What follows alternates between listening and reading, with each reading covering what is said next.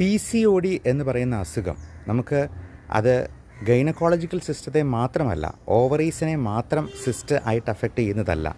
അത് heart disease, endometrial cancer, diabetes, high blood pressure തുടങ്ങിയ പ്രശ്നങ്ങളെല്ലാം ഉണ്ടാവുകയും ലൈഫ് സ്റ്റൈലിലും ഡയറ്റിലും ഉള്ള ചേഞ്ചസ് വരുത്താതെ മാത്രം നമുക്ക് ഇതിൽ നിന്ന് പൂർണ്ണമായിട്ടും മുക്തി പ്രാപിക്കാൻ പറ്റാത്തതുമായിട്ടുള്ളൊരു അസുഖമാണ്.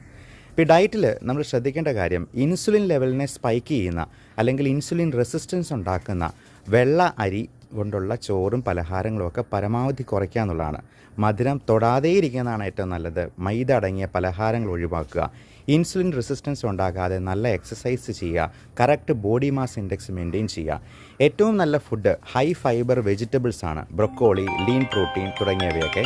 അതുകൂടാതെ ഈ ഫിഷ്, ആൻറ്റി ഇൻഫ്ലമേറ്ററി ആയിട്ടുള്ള ഫുഡും സ്പൈസുകളും, ടെർമറിക്, ടൊമാറ്റോ തുടങ്ങിയ ഫുഡും എല്ലാം ഈ ഡൈജഷനും PCOD കുറയ്ക്കും.